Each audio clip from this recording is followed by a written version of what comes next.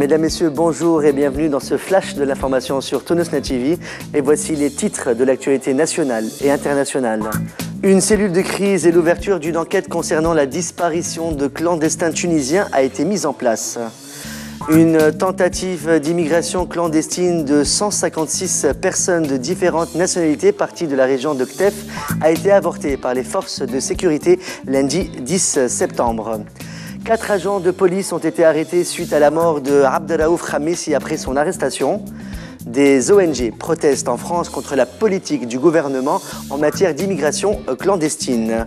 Et à l'international, en Irak, 56 personnes ont péri hier dans une série d'attaques et le consulat de France aurait été touché.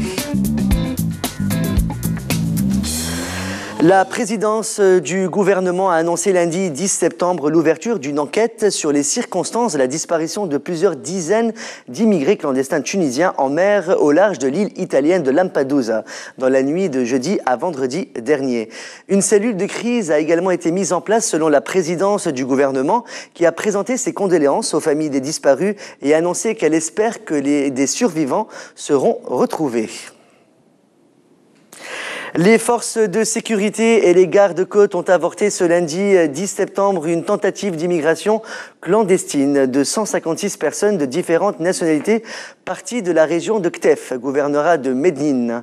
Selon le capitaine Mehdi Belhaj, chef de la police maritime à Djerba, l'embarcation de fortune est arrivée des côtes libyennes en direction des côtes italiennes et à son bord 156 personnes de différentes nationalités dont 2 Tunisiens, des Marocains, des Égyptiens et 36 femmes. Une enquête a été ouverte. Le ministère de l'Intérieur a annoncé hier, lundi 10 septembre, dans un communiqué que le juge d'instruction a ordonné le maintien en garde à vue de 4 agents des forces de sûreté suite au décès d'un citoyen du nom de Abderraouf Khamisi samedi à l'hôpital Charles-Nicolle de Tunis. Arrêté le 28 août dernier et mis en garde à vue au siège de la brigade de la police judiciaire de Sidi Yassine, gouvernorat de Tunis, pour son implication dans une affaire criminelle. Abderraouf Khamisi a été victime d'une syncope et a été transféré à l'hôpital où il a été établi que le défunt a subi un traumatisme crânien. C'est pour cette raison qu'il a été placé en observation au service de réanimation, selon le communiqué du ministère qui précise qu'une enquête administrative a été ouverte à ce sujet.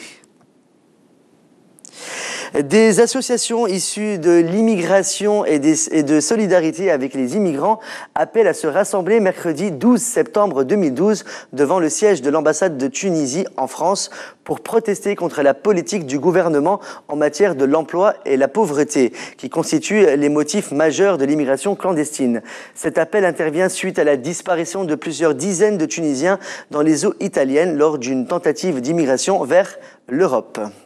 À l'international, selon l'agence France Presse, pas moins de 56 personnes ont péri samedi et dimanche en Irak et près de 300 autres ont été blessées dans une série d'attentats ayant notamment touché le consulat honoraire de France à Nasiriyah au sud de Bagdad. Ces attaques, dont la plus meurtrière a visé un barrage de l'armée, portent à 86 le nombre de morts dans les violences en Irak depuis début septembre. Il s'agit de la journée la plus sanglante depuis le 16 août où 82 personnes avaient péri.